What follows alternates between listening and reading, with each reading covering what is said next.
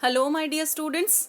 I welcome you all in my class Learn English with Bhavna Mishra Pandey. Today we will do third poem from the book First Flight, that is A Tiger in the Zoo. First of all, let's see about the poet. This poem, A Tiger in the Zoo, is written by George Leslie Norris. His time period was 1921 to 2006, was a prize-winning Welsh poet and short story writer. He is considered as the most important Welsh writer of the post-war period. Post-war period means the Second World War, and his literary works have won many prizes. Welsh means it's one of the earliest literary tradition in Northern Europe. Let's have a little bit introduction. Then we will go for the detailed analysis of all the stanzas. The poem explains the agony and helplessness of a caged tiger that lives in a zoo. So, the poem explains the agony. Agony means pain, or in Hindi you can say पीड़ा, दर्द, and helplessness means the tiger is helpless, वो मजबूर है, of a caged tiger that lives in a zoo.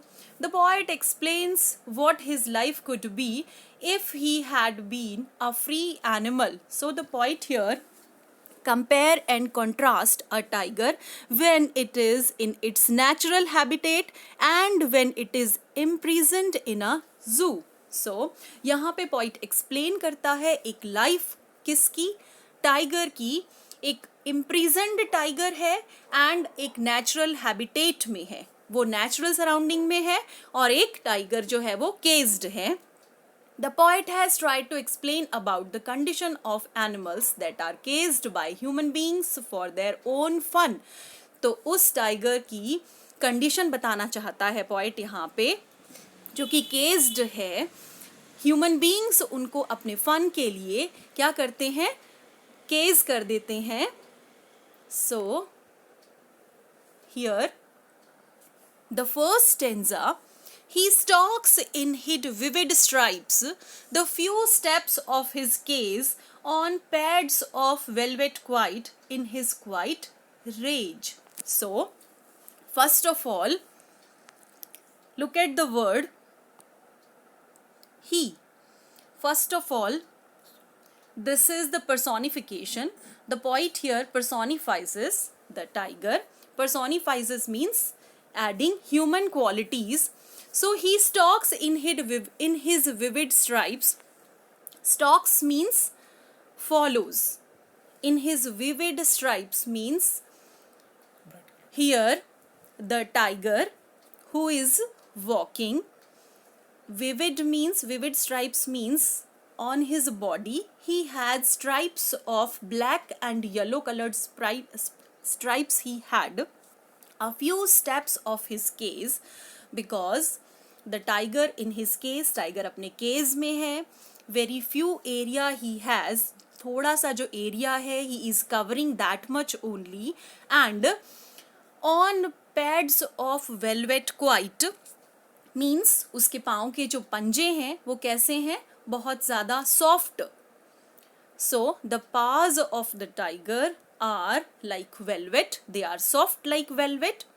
In his quiet rage, rage means गुस्से में है, quiet means बिल्कुल शांत. So two opposite things are given here. वो बिल्कुल शांत है, क्यों, गुस्से में है, but not showing.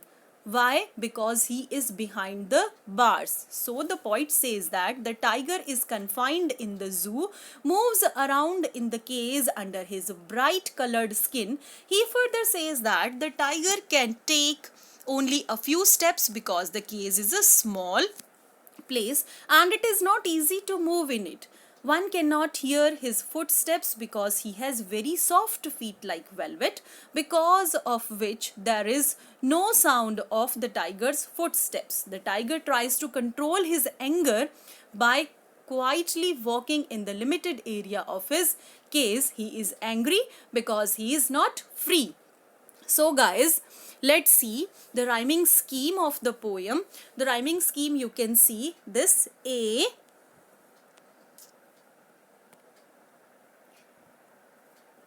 stripes, case, B, quite, C, rage, B.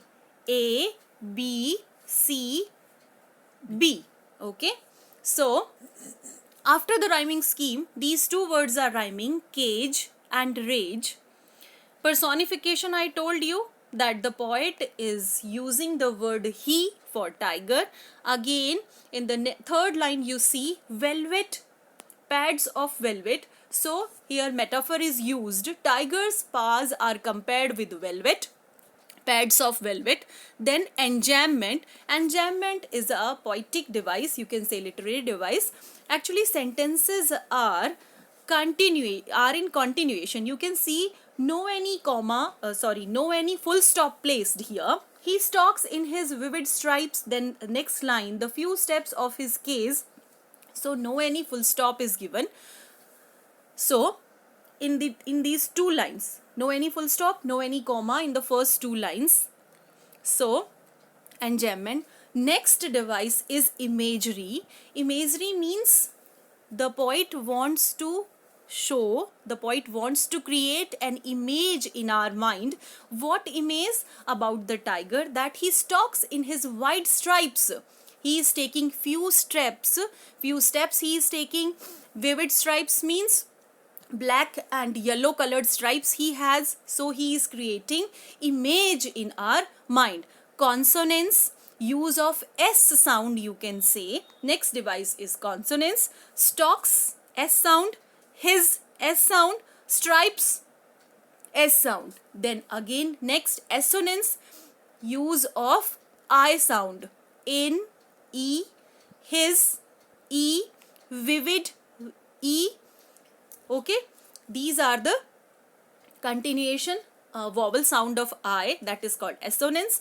Again next is oxymoron. Oxymoron means, I told you in the last line, quiet and rage. Quiet means बिल्कुल शांत, and rage means गुस्सा. तो गुस्सा, rage, anger and quiet. तो दो चीज, both are the things, opposite things are given here. So it is oxymoron. These are the literary devices. For your notes, you can make notes by looking at this. Next stanza, he should be lurking in shadow, sliding through long grass near the water hole where plump deer pass. So again personification is given. He should be lurking in shadow. Actually, the poet feels pity for that tiger who is behind the bars. So he says that he should be lurking in shadow, sliding through long grass. So the poet says that if this tiger was free, he would have hid himself behind the long grass. Lurking means to be hidden as to wait for his prey. So अगर वो tiger free होता तो वो क्या कर रहा होता? अपने प्रे का, अपने शिकार का वेट कर रहा होता. कहाँ पे? कहीं शैडो में, कहीं पे छुप के वो स्लाइडिंग थ्रू लॉन्ग ग्रास, लंबी लंबी घास में छुपा हुआ होता. Near the water hole. Water hole क्योंकि वहां पे सारे एनिमल्स क्या करते हैं? वाटर ड्रिंकिंग के लिए आते हैं. Where plump deer pass. Plump means chubby, chubby you can say, or you can say soft. Okay, so soft deer क्योंकि टाइगर का favourite food you can say deer. Okay, so he hid himself. कहाँ पे? Long grass में वो अपने आप को hide करता, जहाँ पे बहुत सारे चबी डियर जो है वो वहाँ से पास होते हैं. So students, next let's see its literary device used in the above lines. The rhyming scheme is the same. Shadow, A. Grass, B. Hole, C. Pass, B. Grass, pass. These are B, B, and first one A, B, C, B. Okay. Next, enjambment. Enjambment is given in the last three lines. You can see sliding through long grass, no punctuation. Read near the water hole, no punctuation, where the plump deer pass. Okay. So enjambment is given. Okay. And then alliteration. Use of sound P at the start of two words. Plump, pass. Okay. Fourth line, plump, pass. All right. Then again the poet is creating very good image in our mind about tiger's activities कि tiger क्या क्या activities कर सकता है. Lurking in shadow means he hid himself in the shadow. अपने आप को वो अंधेरे में छुपा सकता है. So the literary devices written here for your notes.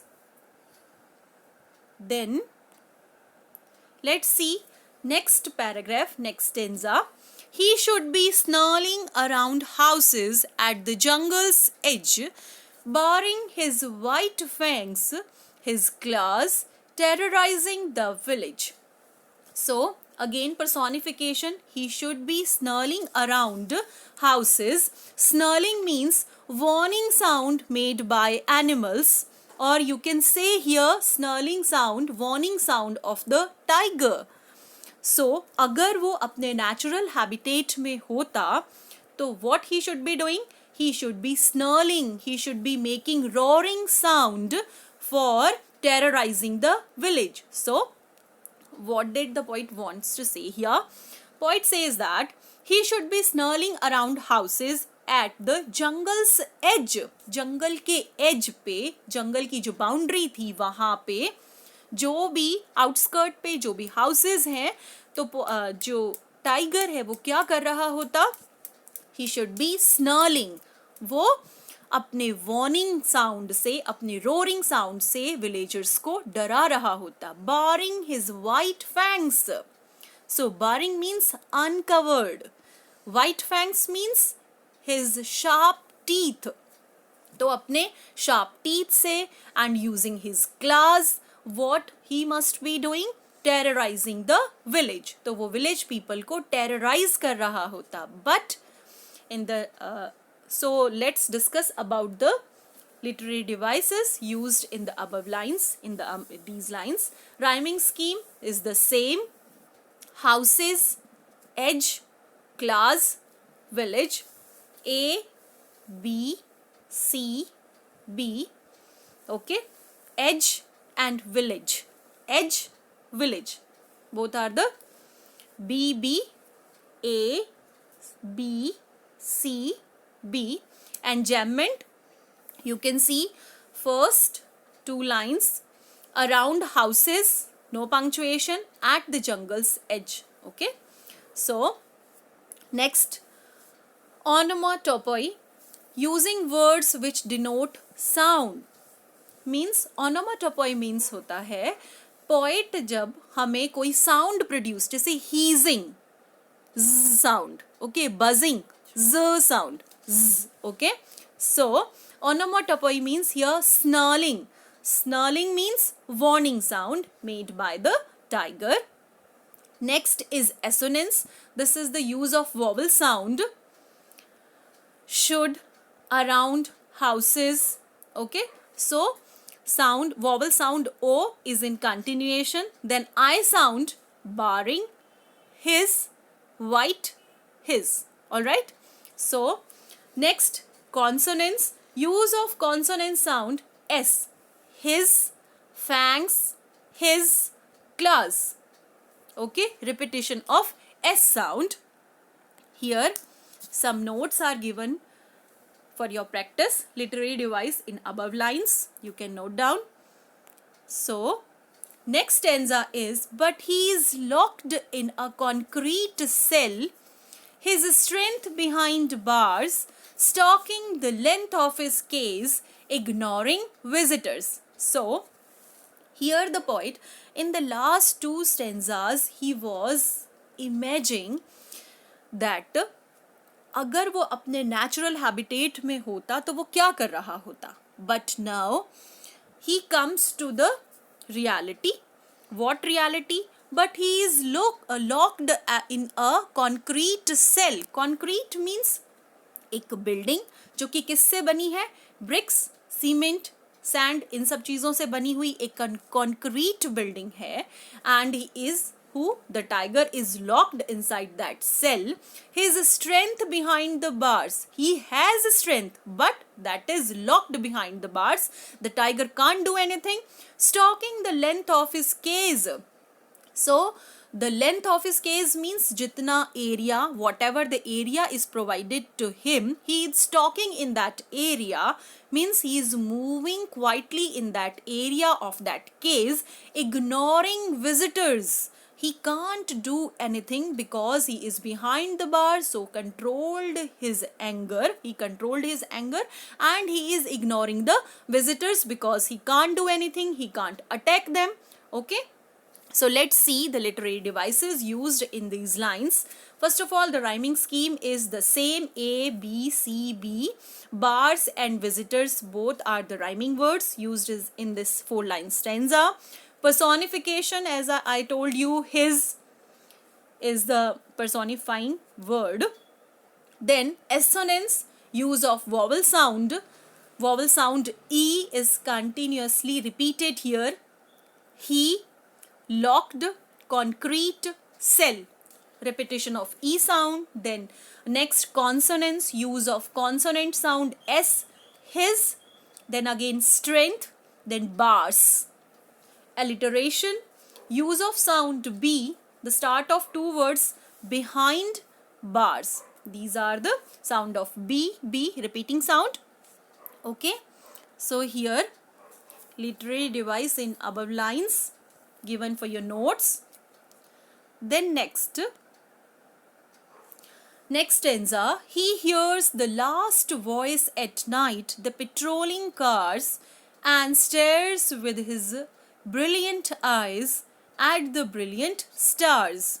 So, the poet says that in the night, the tiger hears the sound of patrolling cars.